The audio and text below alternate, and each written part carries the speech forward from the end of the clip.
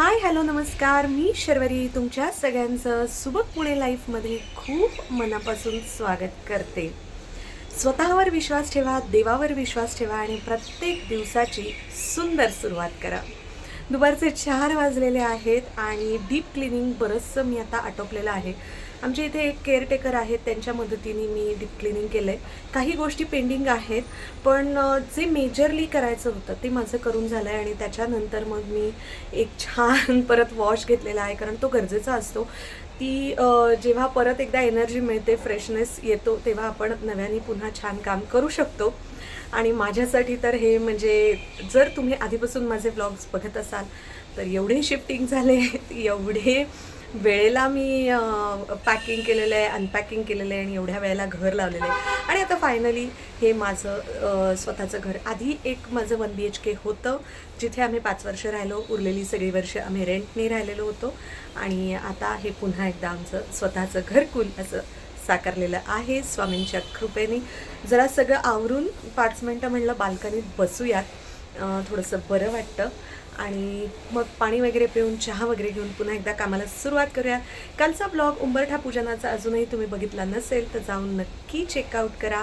कसा वाटला हे कमेंट्स करून नक्की सांगा. आणि अजूनही जर का तुम्ही सबस्क्राईब केलं नसेल तर सबस्क्राईब करायला अजिबात विसरू नका. जर तुम्हाला माझे ब्लॉग्स, व्हिडिओज, माझा जॉनर, कॅटेगरी आवडत असेल तर डेफिनेटली सबस्क्राईब करून लाईक करा, शेअर करा आणि कमेंट करून अजून कोणकोणत्या विषयावर तुम्हाला काय काय बघायला आवडेल हे मला नक्की सांगा.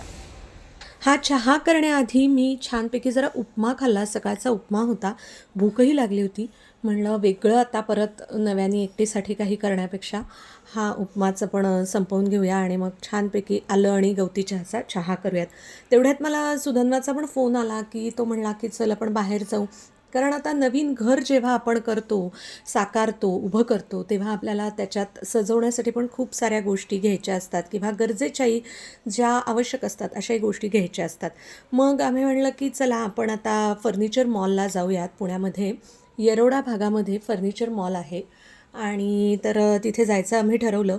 म्हणलं ठीक आहे, तो येईपर्यंत आपण रेडी होऊ आणि मग फर्निचर मॉलला जरा चक्कर मारूयात. तर तुम्हालाही तिथले थोडेसे काही जागा दाखवते. ॲक्च्युली आम्ही तसं काय म्हणूयात हाफपेक्षा जास्त बघितलं तिथे आणि 1-2 गोष्टी आम्ही बुक केल्या. त्या घरी येतील, आता त्या घरपोच मिळतील.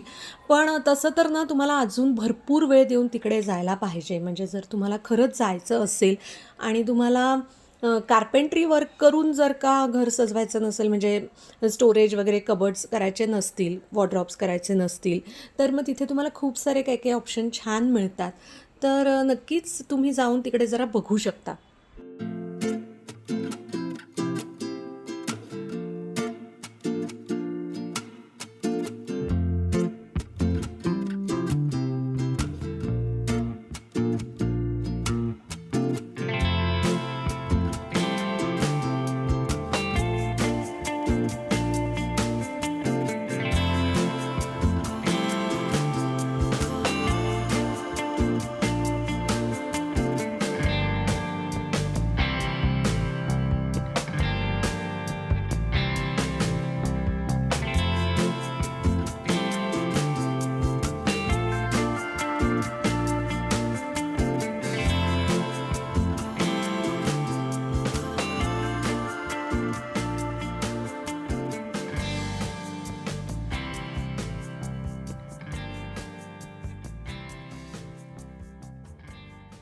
सगळ्या पसारा बघताय, अजून तर घर लावून व्हायचं आहे आणि मला अजिबात घाई करायची नाही आहे. कारण की मी गेल्या 10 वर्षात घर लावणं, सजवणं, शिफ्ट करणं, पॅकिंग, अनपॅकिंग ह्या सगळ्या ज्या गोष्टी केलेल्या आहेत त्याच्यामध्ये ना मी थकली आहे खूप. त्यामुळे आता जेव्हा मला माझं हे घर एक शांतपणे लावायचं आहे ना, तो वेळ मला व्यवस्थित शांतपणे घ्यायचा आहे. त्यामुळे तुम्हाला जर घर लावण्याची एक स्लो डाऊन प्रोसेस पाहायची असेल ना, तर नक्की आणि नक्की पुढचे माझे सगळे व्लॉग्स तुम्ही एन्जॉय करू शकता. सगळे व्लॉग्स तुम्ही अगदी न चुकता बघू शकता, की ज्याच्यामध्ये मी शांतपणे हळूहळू करून सगळ्या गोष्टी घरातल्या सेट करणार आहे आणि मग तुम्हाला मी एक मस्त अशी होम टूर देणार आहे. चहा घेतला, क्विक मी पटकन आवरलं आणि रेडी झाले बाहेर जायला. सध्या पावसामुळे सगळीकडे प्रचंड ट्रॅफिक आहे आणि खूप मोठा प्रवास सुधनवालाच करायला लागला आहे या निमित्ताने, कारण तो हिंजवडीवरनं सिंहगड रोडला येणार आणि सिंहगड वरून मग आम्ही जाणार येरवड्याला. तरी मी त्याला म्हणलं होतं की मध्ये कुठेतरी मी वाटेत येते आणि मग आपण पुढे जाऊया, पण तो म्हणला नाही मी गेला येतो. त्याच्यामुळे मग आम्ही तिकडे गेलो आणि हे एक नीलकमलचं तिथे आउटलेट आहे. तिथे काय काय गोष्टी आम्ही एक्सप्लोअर करून बघत होतो. तिथे 1-2 गोष्टी आम्ही बुक केलेल्या आहेत, कारण नीलकमल हा ब्रँड खूप जुना आहे आणि आपल्या सगळ्यांना माहिती आहे. म्हणलं की चला म्हणजे ह्या गोष्टी नक्कीच छान असतील. सो आम्ही त्या घरपोच मागवल्यात. आता घरी आल्यानंतर समजेल कसं आहे, काय आहे प्रॉडक्ट आणि ते तुमच्याबरोबर मी शेअर करीन. पण इथे जे हे सगळे सेटअप तुम्हाला दिसत आहेत, तर तुम्ही हे असेच्या असे पण तिथून परचेस डेफिनेटली करू शकता. जर तुम्हाला म्हणजे काही जणांचं असतं ना की सारखा ट्रान्सफरेबल जॉब असतो आणि मग त्यामुळे त्यांना फिक्स फर्निचर करायचं नसतं, फिक्स वॉर्डरोब्स वगैरे करायचे नसतात. तर मग त्यांच्यासाठी हा ऑप्शन खूप छान आहे. अर्थात कॉस्ट वाईज जर मला आज विचाराल ना, तर मी जे इंटेरियर केलं आहे आणि आपण जे विकत घेतो ह्याच्यामध्ये असं फार मोठी काही तफावत नसते, अगदी थोडा फरक असतो. मी ना आत्ता व्हॉईसवर देता ना परत चेक करत असते की बरोबर झालं आहे ना, काही चेंजेस हवेत ना. तर त्याच्यात मला असं जाणवतं आहे की माझा आवाज थोडासा वेगळा वाटतो आहे. तर मला कमेंट्स करून सांगा की आवाज बदलल्यासारखा वाटतो आहे का, थोडासा काहीतरी मला जाणवतं आहे असं.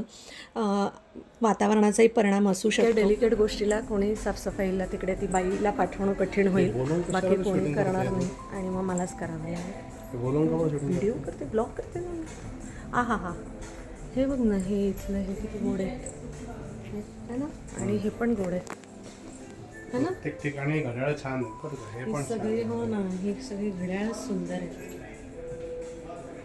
हे बघ ह्या 2 चुचीस सिरॅमिकवाल्या वेळाला आवडले असतात. हे बघ इथे ते घड्याळ ठेवले जे आपल्याला आवडले. टेबलवरचं छान वाटतंय तो सेटअप ॲक्च्युली. हां म्हणजे त्याच्यात आपल्याला प्रयत्न करायचा, निदान 2 तरी त्या किमतीत घड्याळ बसली पाहिजे है ना. हे एक मोठं छान वाटतं आहे मला. ते ना आतले आकडे त्यांनी फायब्रिक केले, फायबरमध्ये केले. आता सध्या असे छोटेच व्लॉग्स मी तुमच्यासोबत शेअर करीन, अपडेट्स देत राहीन. तर पुन्हा भेटूया नेक्स्ट व्लॉगमध्ये. Till then take care, thanks for watching and bye.